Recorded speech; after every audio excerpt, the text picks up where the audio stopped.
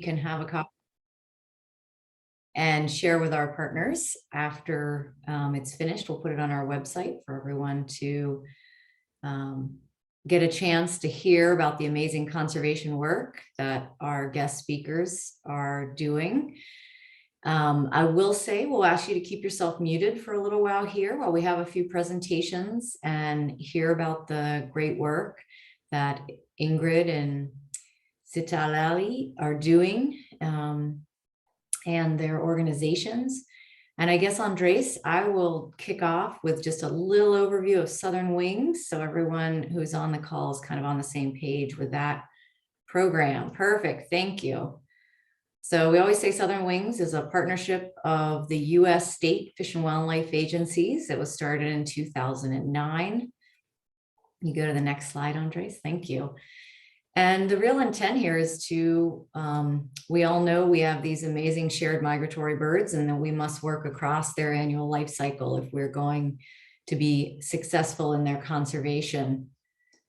Here, if you click that one more time, Andres, I think the map will start. Here's a great map that many of you will have seen before, showing the migration of the wood thrush throughout the year. And I love these maps because I think they highlight just how connected we are by wildlife as people, and the work that we do is so critical all through the US, Canada, down into Mexico and Guatemala and Central America. So I think the other thing these maps show me is that in the US, we have this huge area where the wood thrush, for example, comes for a certain part of the year. But then when it leaves the US and joins our other countries and our partners, it's concentrated in a much smaller area, making these areas extremely critical for conservation. So you can go to the next slide now, Andres. So Southern Wings, we've got 40 US states participating, and they participate individually by providing funds or in groups like our Pacific Flyway Council, for example. Next slide. So these 40 states have contributed over 3.5 million to conservation, and we've really focused in on some focal species in each of the projects, but in those 11 countries, but we'd say about 81 species of shared migratory birds have greatly benefited from the projects and the partners' work on the ground. Next slide. So for Southern Wings, we know that our US states are putting money on the ground for these species, and we want to be a complement to that to support the work of partners that are working outside of the US on these species and in the habitats that are important to them.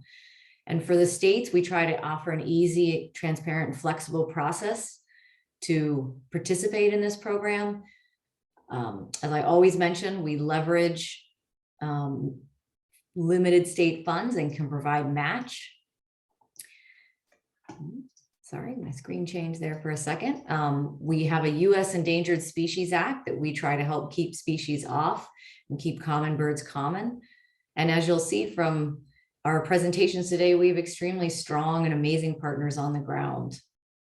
And that's it for Southern Wings. I'll turn it over to you, Andres, to continue on.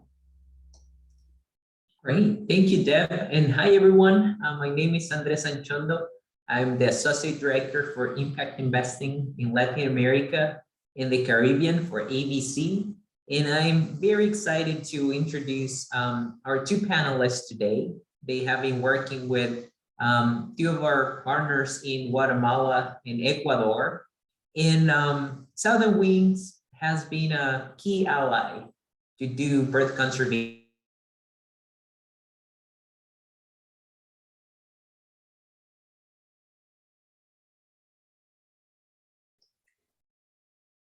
It seems like Andres may be frozen. I don't know if anyone else is experiencing that. Yes. Okay. Yes. All right. Well, I think I will pick up where he was talking and probably not be able to do the same job as he can, although there are other folks from ABC here if they'd like to continue on. But I think the message with this slide is that Southern Wings and ABC through and their partners on the ground who you'll hear from today. We've been a big supporter of this work, and okay, we may have lost Andres.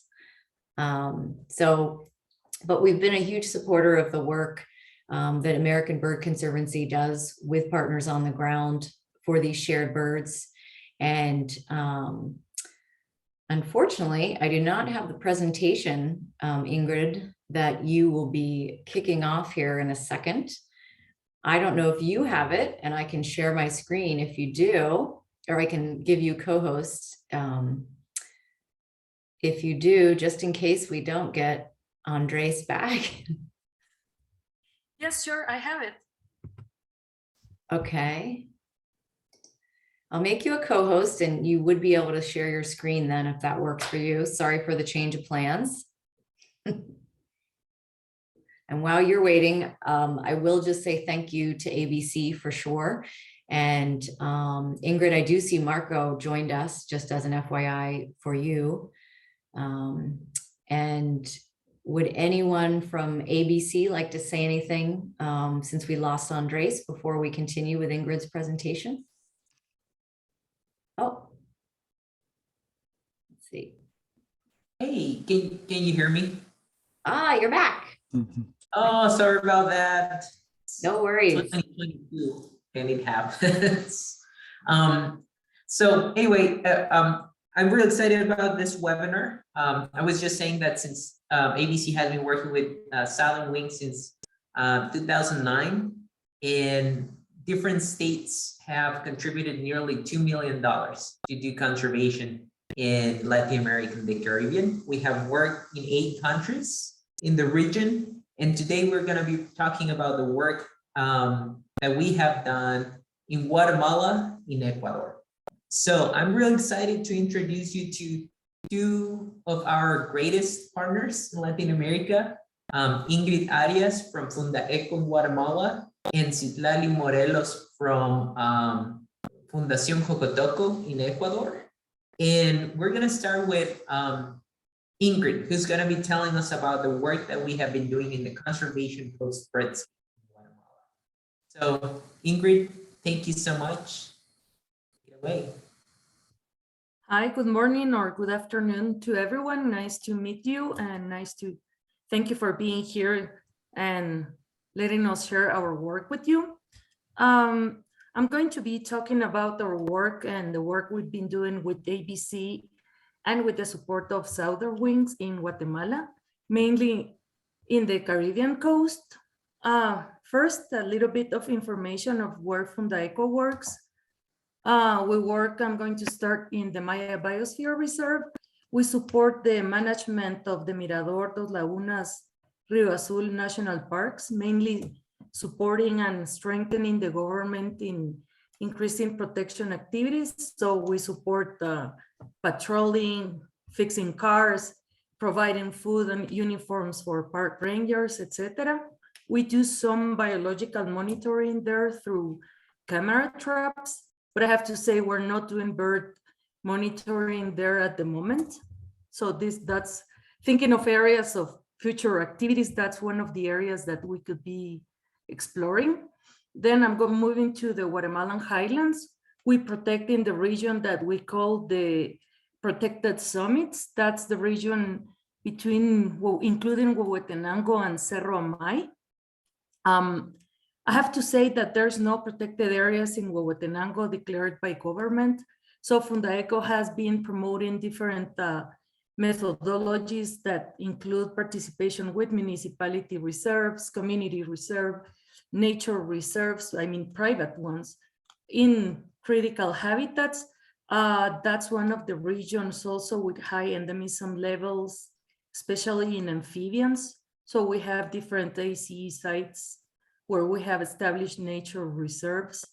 And also, importantly, with the support of the NMBCA, we are developing a birdscape in that region in Huehuetenango and that the protected summits region. So soon we will have this plan. We plan to have it completed this year, and there will be opportunities for support and advancing bird protection in the region in the next few years. We have at this region in the center, it's the Cerro Amay. It's one of the few newest regions where we're working at. We have a cloud forest there, and we have started a Quetzal monitoring project with communities. We are working with communities in different models in establishing nature reserves, co-ownership with communities, etc., and conservation agreements with communities in order to advance in the protection of 20,000 hectares of forest in that region.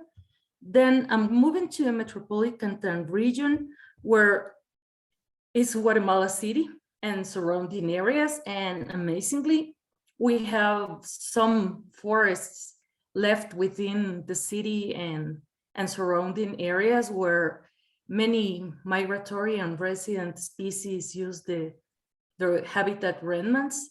It's important to say that there we can find at least three regional endemic species of birds. So even when the remnants are very small, they have an important role for bird preservation, but also for education purposes and reducing vulnerabilities for communities within the city.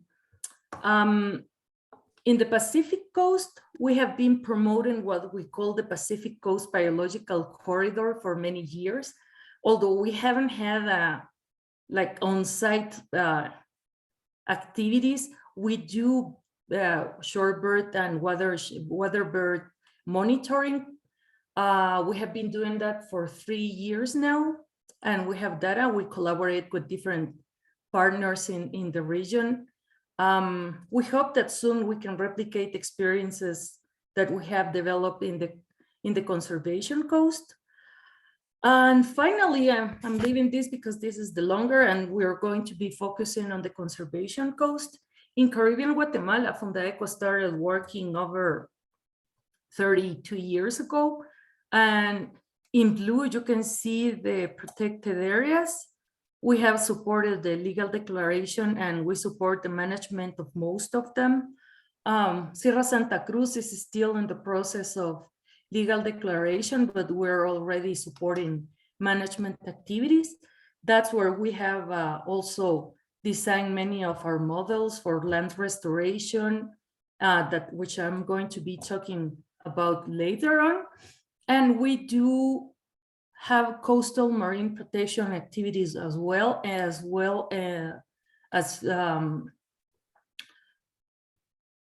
oh, sorry, I forgot the word, arrecifes. We do participate in reef conservation and marine habitat conservation in the region as well. Can we move to the next one? Oh, just importantly, in this region, we also design and are implementing a RED Plus project, seeking to conserve over 100,000 hectares of forests within the Caribbean coast. So far, we have already registered and have certified the project and are already selling carbon credits.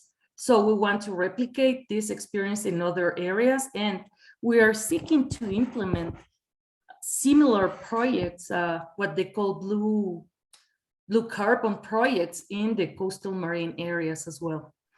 Now we can move. Thank you, Andres. So some of the migratory species that are of importance for the Caribbean coast include the wood thrush, the protonotary warbler, worm-eating warbler, chimney swift, golden-winged warbler, worm-eating warbler, cerulean warbler, olive-sided flycatcher, painted bunting, and Bell's vireo. Can we, next. So our long-term vision and goals. What I have added here, it's our vision for the future at the institutional level. So it is in a context of high vulnerability to climate change and socio-environmental conflicts. We aim to protect natural ecosystems and their environmental services, and to promote sustainable livelihoods for poor and vulnerable communities in regions of high biodiversity. We have identified for the next 10 years that are, important for us. So one of them is to scale up and support sustainable landscape based on networks of protected areas, agroecological production systems, and green cities. I failed to say that in the Caribbean coast, we have designed the first birdscape for Guatemala. So it's the birdscape of the conservation coast, which includes all these elements. We have identified goals for protected areas and protecting natural forests, for restoration through agroecological systems and corridors, etc. So we want to scale up those experiences that we have in Caribbean Guatemala to other regions. We want to promote the design of impact investment projects that contribute to forest protection and the establishment of agroforestry systems. That's RED+ projects that we're seeking to implement and replicate in other regions of Guatemala. And of course, protection of coastal marine ecosystems, including blue economy projects in Pacific Coast and Caribbean Guatemala as well. We want to promote the design of metropolitan green belts in different cities of the country. This is really interesting because what we're promoting is land use planning, and we want to increase those exercises that we have done in Guatemala City. Now we have replicated in Chimaltenango, Escuintla, Puerto Barrios, and we want to do it in Huehuetenango, where we also, that's in the highlands, where we also are participating in the promotion of the first green belt for the Huehuetenango city or town. So we want to make sure that we support those processes at the national level. And of course, we want to scale up women's empowerment and participation in conservation and sustainable development in their communities. I didn't mention this, but in most of our regions, including Izabal, Petén, Huehuetenango, and now in Quiché, we have a network of women's clinics and health facilities. We have over 32, 33 services at the moment, where we provide general health services, sexual and reproductive health services for women, where we also provide information of their rights. And then we also provide the scholarships. It's a very modest scholarship program for girls and women. I'm proud to say that we have supported many girls in finishing their high school, and they're advancing into professionalizing themselves. So that's really nice to see. And we also support women in empowering them, and then they usually advance into economic development activities based on sustainable management of their natural resources. So we want to expand this program and ensure that women are empowered to participate in a more effective way in conservation.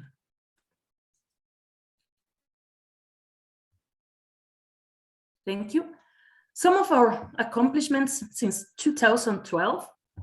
Well, ABC and Southern Wings have supported us in the creation and expansion of protected areas, and one biocenter, that's the Huaytán Biocenter to your right, I'm sorry. Accounting for over 11,000 acres of habitat for migratory bird conservation. We have supported landowners in engaging in agroforestry implementation in 2 biocenters, that's Las Jaras and Santa Marta. In 2020 only, we planted over almost 50,000 native tree species, establishing 60 acres of cardamom in biocenters, that's Las Jaras especially.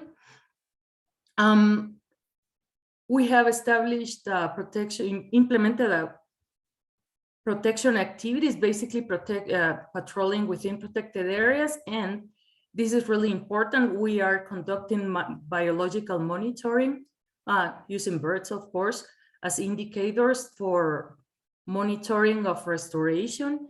And to date, we don't have data for over, I don't know, Andres, we have data for 5 years, maybe less. But the data already shows the positive impact of land restoration on migratory birds. Only 2 weeks ago with Andres, we saw wood thrushes and tanagers in biocenters. So that was nice to see that birds are really using the habitats, which before they were cattle ranches and were really degraded. And through the restoration, we are improving their habitat. And looking to the future, we have identified a few ideas that we would like to propose to you to think about. We want to continue on land restoration of 100 acres of bird habitat. In the lower photo, I don't think you can see it, but it's amazing how the impact of land restoration and establishing agroforestry systems. With Andres, we were able to see one piece of land that didn't only had cattle ranch, and it didn't have any vegetation except for grass. And on the other side of the fence, we have trees and cardamom, etc. So you can see the difference, and you can see the impact in bird habitat and bird protection. So we want to advance in establishing another 100 acres through agroforestry, and advancing in exploring sustainable cattle ranching in the area. You will see the second photo. It's the Cañón del Río Casa Cormorán Reserve that was recently established, and we would like to request support to complete the payment and ensure that we can manage it accordingly. Then we have a third area where we could invest, and that's the Punta de Palma Reserve. That's a small reserve that is really threatened. As Andres and Marcy could see, it's sad to say that, what do you call it? Casas de verano. I'm sorry, I forgot the word. Summer houses and are advancing in a highly rate, and there's the degradation of the coastal marine habitats is really high because of the threats of el avance urbano.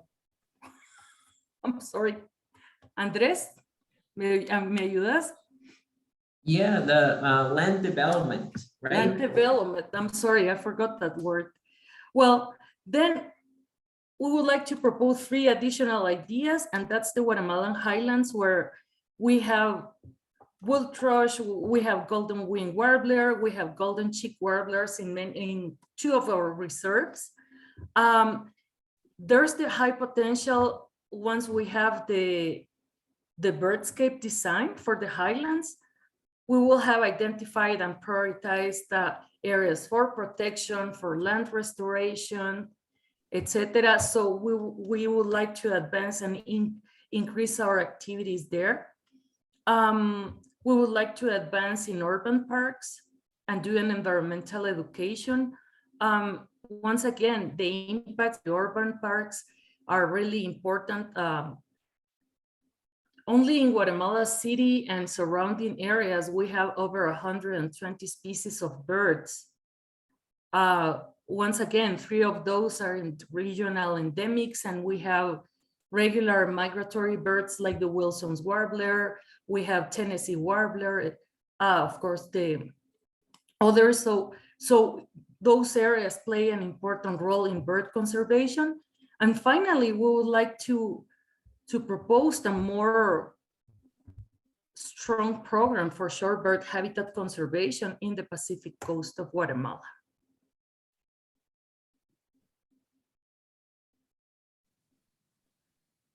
So this is Las Escobas in Cerro Amay. You are all invited to come and visit us here. And thank you for your attention. I will be open for any questions that you might have. Thank you so much, Ingrid. I think we're gonna have some time for a Q&A at the end. I just want to let everyone know that Marco Cereza, FUNDAECO's president, joined us.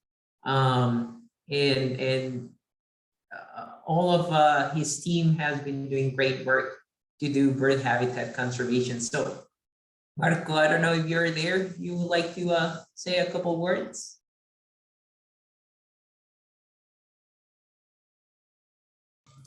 No, I think Ingrid covered all of it. Nice to see you all after the pandemic.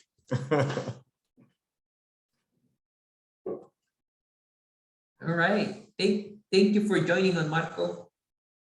All right, now I'm going to pass it to Dr. Citlalli Morelos.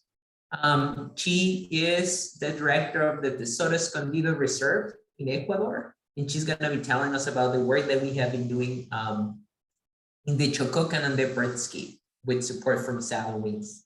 So, Citlalli, the microphone is yours. Hello, everyone. First of all, thank you very much for the invitation.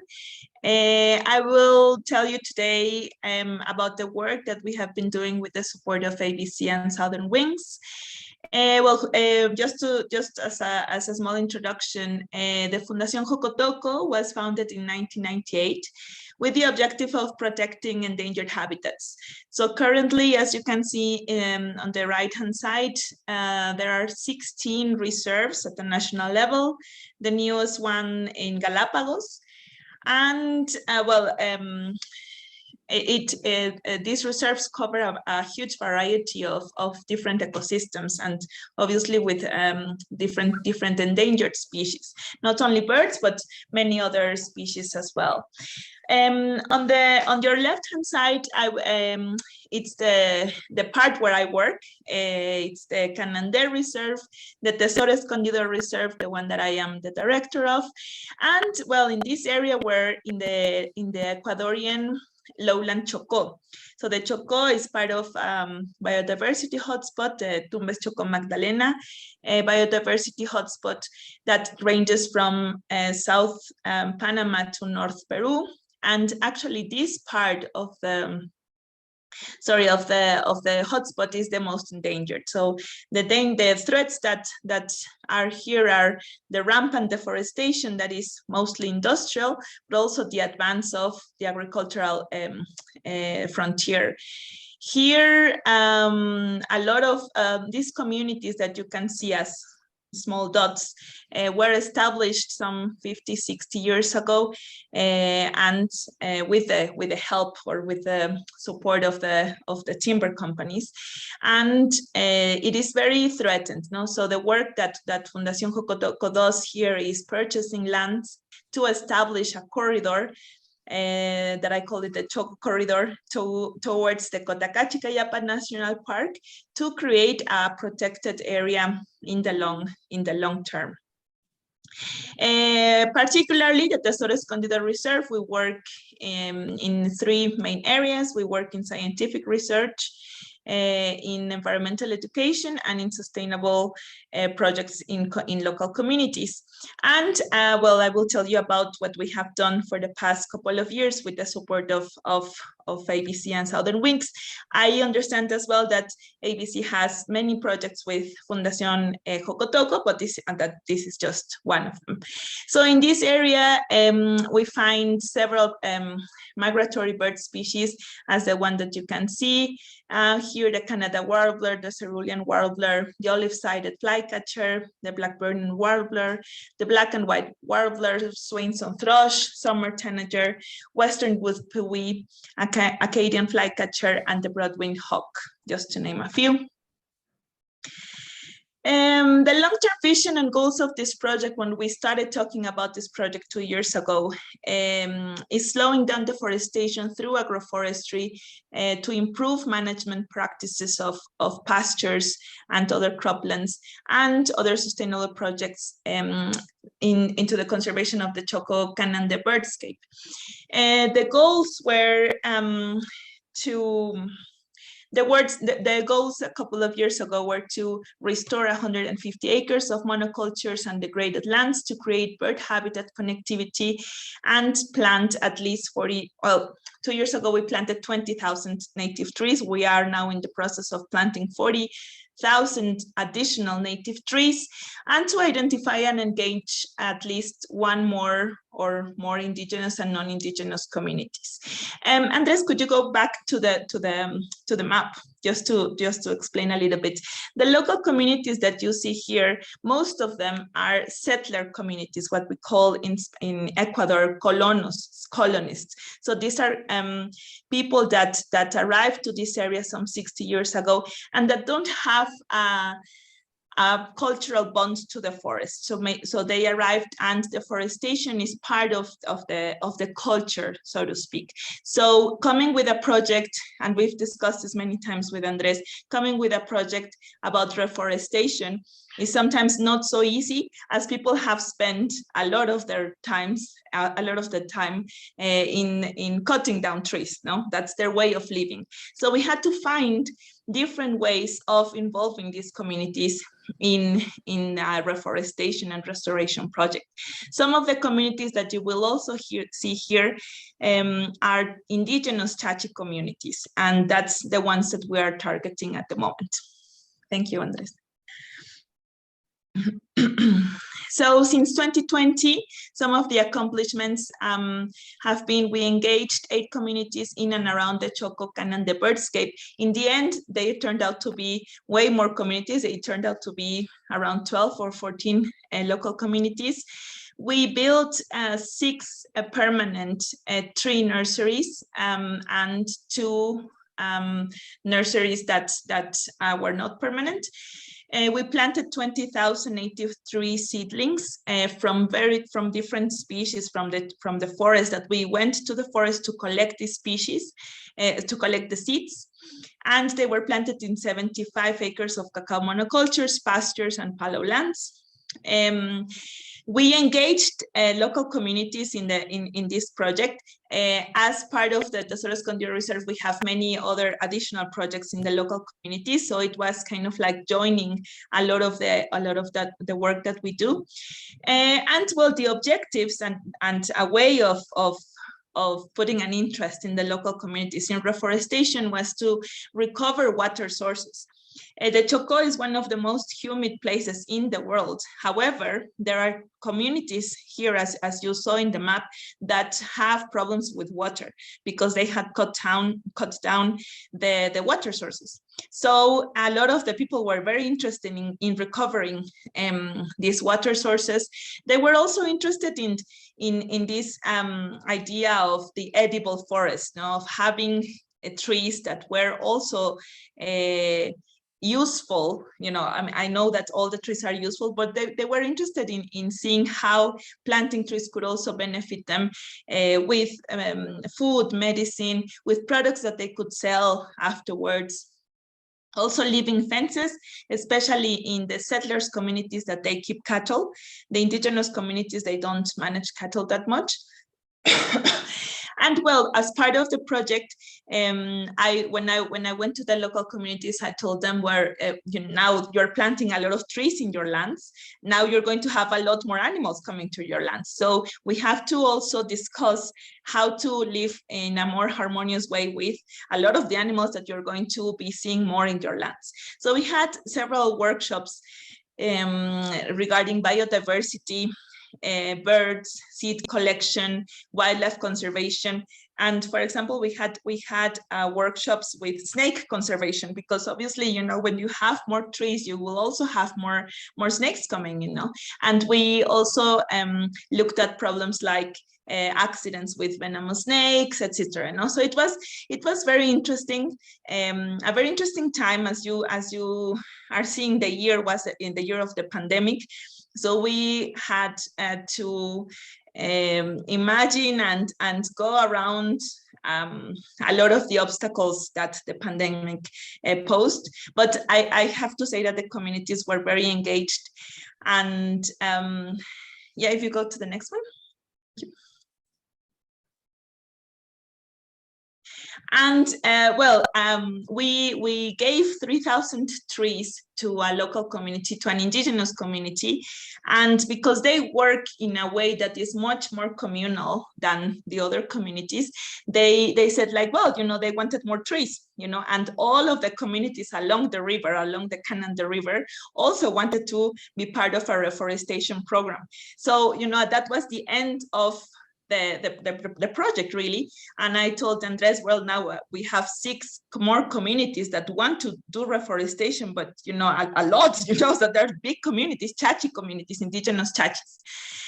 And that's how we applied for another fund to carry out reforestation, and that's what we're doing now. So now we're also focusing 6 Chachi communities in the south and 4 local communities in the north of the reserves.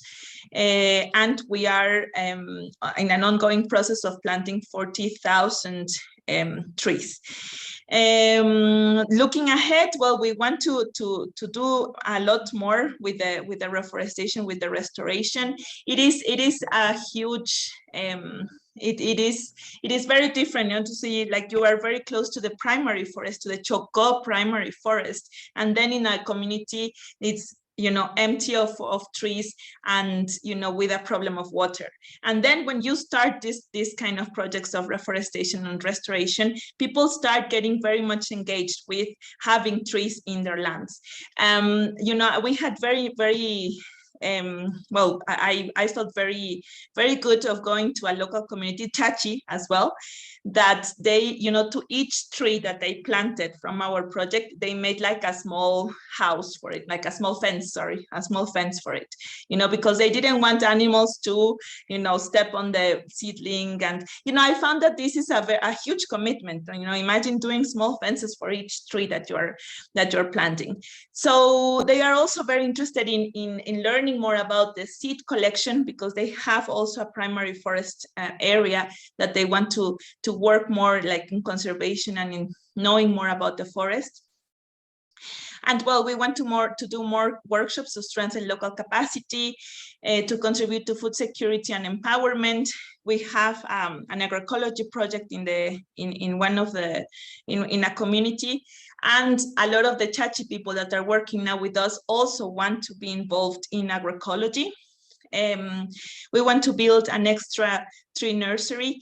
A tree nursery in the Chachi communities is also very interesting, because we're doing these nurseries in communal land, you know, so it's a land that they design and they give for this project. So that also shows a lot of compromise to this project, because it's a stable one, you know, with cement and everything. And well, we want to maintain the existing ones, produce 40,000 more seedlings with native seeds, and we want to engage more Chachi communities in the north. We also want to do bird identification guides in Chapala, that is their language. They're also very interested in doing this. The Chachi culture has lost a lot of what they are due to, well, the colonists arriving. I mean, the other people from Ecuador arriving. There's a lot of discrimination against them, but they still keep their language in all of their schools and in all of their meetings as well.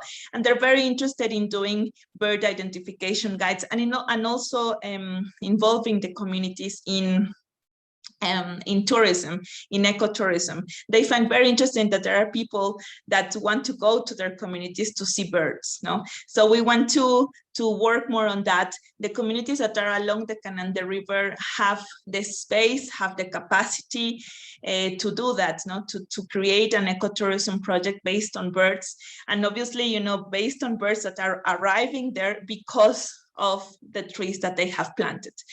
Well, on the right-hand side, before I finish my presentation, I want you to get to know the absolutely amazing team that I have. The one who leads everything, and if she spoke English, she would be presenting this, is Paola Mesa, who's the one on the top. Yeah, that's the one. This one. Paola Mesa is the one leading everything. She's also learning Chapala, you know, to be able to engage more with the local communities, and well, the others help her a lot in everything that she does. That's Rene, Miguel, Talia, Jose, and Jenny. Jenny is the youngest. She's only 19 years old, and as you can see with her machete, she's very empowered, and you know, she goes to all the communities to carry out her work. And well, thank you. We have enjoyed doing this project a lot. We're enjoying learning from the forest, learning about the whole process, and also the process of engaging local communities in reforestation in an area that has lost more than 90% of the original forest cover. So we appreciate a lot all your help. And you know, if you have any questions, please do let me know. Excellent. Thank you so much, Citlalli. Thank you both. Thank you, Ingrid. Thank you, Citlalli, for great presentations. I am sure everyone enjoyed learning from your projects, learning about the great work you're doing. I know we have a question on the chat, but if you have any other questions, feel free to send them via the chat or unmute yourself and ask questions. So I don't know, Deb, should we start with the Q&A? Yeah, and I'll just quickly, before we do that, just Citlalli and Ingrid, thank you so much for taking the time to be with us today and to present on that work. And one of the things that really struck me was the commonalities of how, and we've been talking about this more and more, at least in the US in recent years, about how important the other goals are when you're doing bird conservation. So you talked about water conservation and its importance to the local people. You talked about working with communities. You talked about empowering Indigenous people. You talked about empowering women. I mean, all of this is such a critical piece for long-term successful conservation wherever we are working in the world. So I really appreciated those pieces that you both had in common, of working with communities and addressing other issues that they are challenged with, whether that's socioeconomic or water or what have you. So thank you again. And yes, please, everybody. Well, Ingrid, I guess we'll start with you, because you saw Guy Fawkes had a question in the chat there that I know you said you would answer. And please put your questions in the chat. And you can also unmute yourself if you have a longer question. So first we'll turn it over to Ingrid. Thank you, Deb, and thank you, Guy, for the question. Very good one and interesting.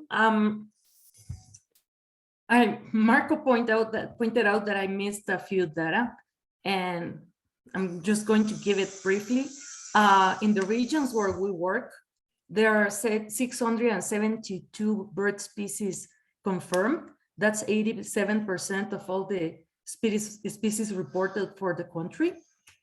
And in the regions where we work, we find 183 migratory species. That's 96% of all the species reported for the country. So that's a piece of information I wanted to provide.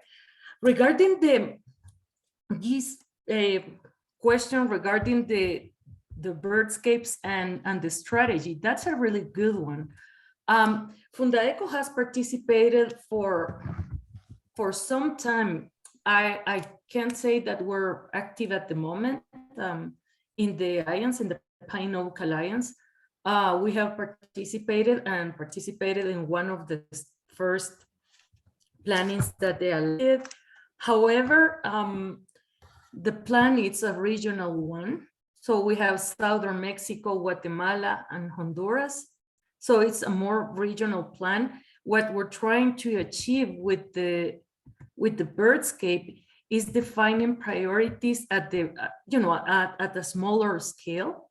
So basically, we're analyzing maps at the moment and trying to identify, okay, how many hectares of natural forests we want to protect, how many hectares we want to restore through agroforestry or sustainable cattle ranching, etc. So we're trying to identify a more in-depth detail for this strategy. So we're going to review, and I have to say thank you for reminding us. We have to go back and review the latest plan of the Alliance.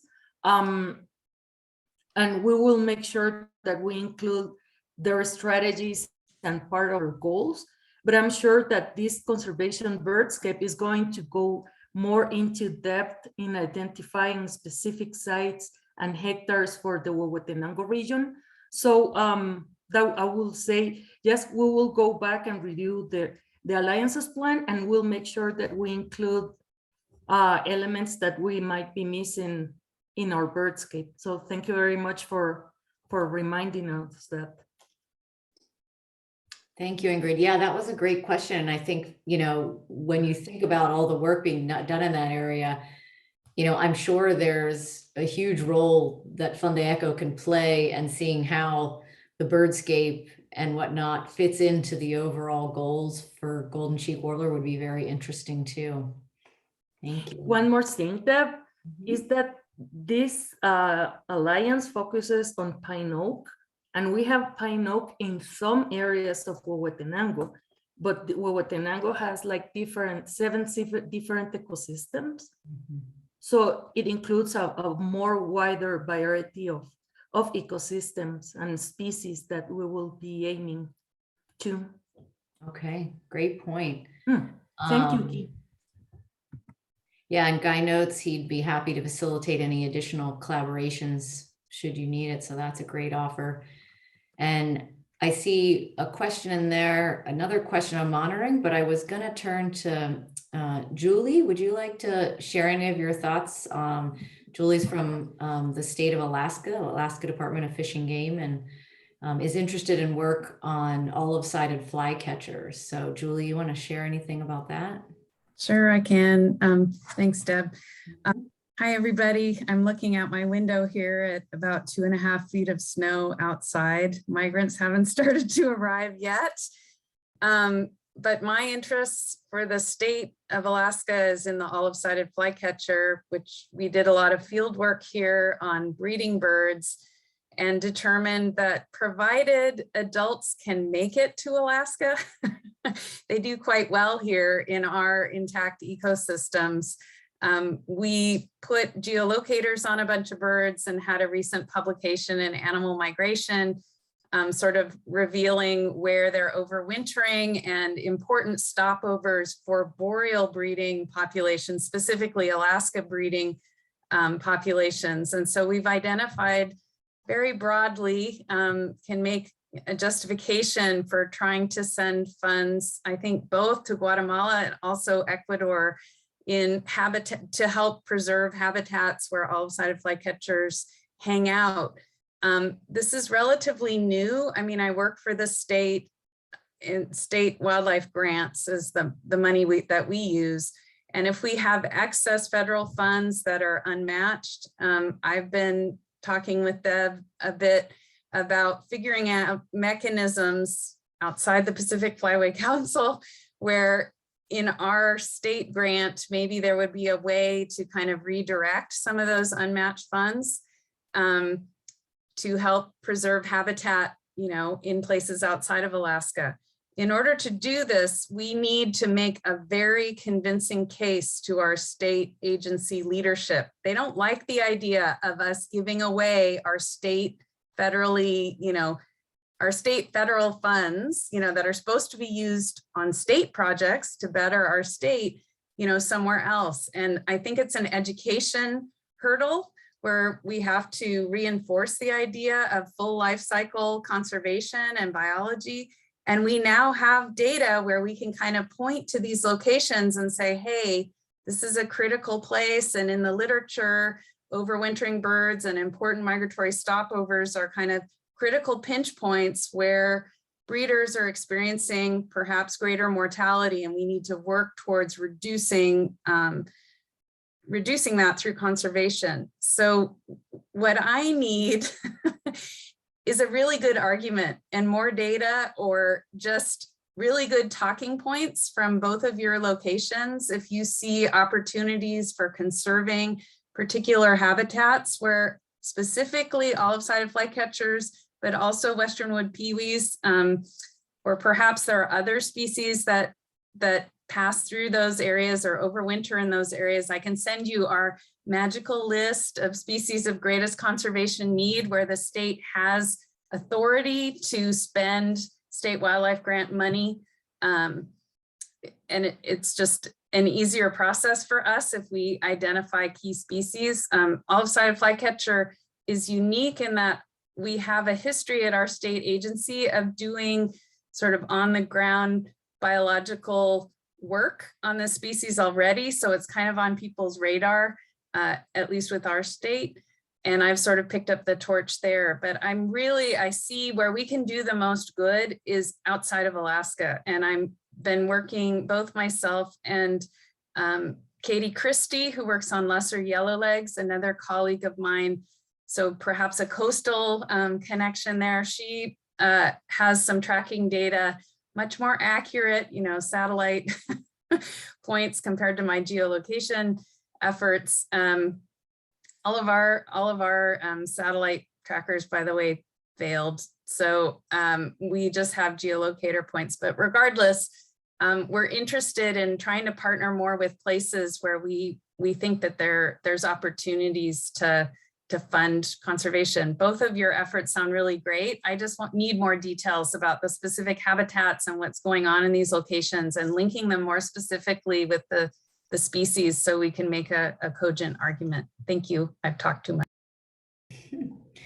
Thank you, Julie. I really appreciate it. Yes, we will circle back with Andres and Ingrid and Citlalli and see if we might be able to get some specific talking points and maybe even just a kind of a one-pager that would that you could share with leadership up in Alaska. So greatly appreciate that. Ingrid, Citlalli, do you want to respond to anything Julie said about olive-sided flycatcher? Or if not, we'll go to another question. No, thank you very much. That will be really interesting.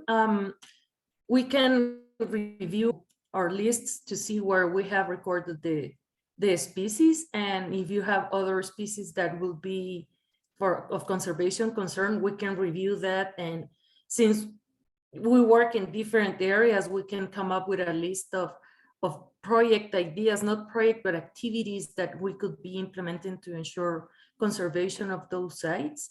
And Andres, I just remembered that we have a few motus. What? Torres. Motus towers. Yes. Yes, So that's actually that we could be thinking of how we use those to do more bird conservation and generation of data. Yeah. Yeah, that's true. Just to add to what Ingrid just said, Guatemala, with help from Southern Wings, actually, we installed the first 4 Motus towers in Guatemala. So that's really interesting, and we're getting more information. So we will be working with FUNDAECO's ornithologists to find out if the Motus towers catch some olive-sided flycatchers. Yeah, would be very interesting to see. Yeah, I think you both raise a great point that, and it's one of the things we struggle with. There's so much monitoring going out there and lots of data, and it's how we, even for Southern Wings or any of the partners, you know, find out what's happening with the data or know how to use the data or share the data with our partners. And I think we've always kind of struggled with how to gather it, how to know it's all happening, and use it appropriately. So great example. And I did see Julie put a link to her paper on the olive-sided flycatcher work in the chat. Citlalli, there was a question about wondering if you know whether Jocotoco is doing some migratory response monitoring from its reforestation work. Well, first of all, thank you very much, Julie, for what you said. I think, well, it's very interesting also for the local people to know that people abroad, you know, are worried about the habitats here because of migratory species. No, so we talked about it in a workshop, and I saw a lot of surprised faces, you know, about how much they travel, you know, how much these birds travel, and why is it important to keep both places in a good state for these birds. So Jocotoco measures migratory birds in the reserve, in Canandel Reserve. In Tesoro Escondido, I carry out some bird surveys, however, not yet in response to the reforestation work. However, that is an extra step that we want to do. As I was saying at the end of my presentation, in terms of training local people as bird watchers and sparkling this interest in birds, I think is one of the main points in our future work, especially because there will be birds arriving to the reforestation areas, no? And that will be very important for them. We gave out some guides in a community in Nuevo Carmen, it is called, and there's a group who are doing bird watchers, you know, as amateurs, you know, and starting with this, no? So definitely, I think this is a priority to measure how the reforestation is working out for migratory birds. Thank you. Greatly appreciate that. So we only have a minute left. And one thing I did want to say that Sarah Kendrick reminded me, for Julie and other states, we're going to make a Southern Wings 101 kind of for leadership that might be helpful in also just increasing comfort levels with sending money. It wouldn't be specific to olive-sided flycatcher, but might be something you find useful. So stay tuned for that. And just a final thank you to our two amazing women speakers, and also Andres and ABC, and all the work that these partners are doing. Thank you all for joining us. I will be sharing a link to the recording so that we can share this with more people across the states and other places that may be interested in learning more about these projects, our partners' work in Southern Wings. So again, thank you so much. It's been wonderful. I learned so much, and have a wonderful day, everybody. Thank you, everyone, for listening, for your support. Thanks, everyone. Thank you, everyone. Thank you. Bye. Bye-bye.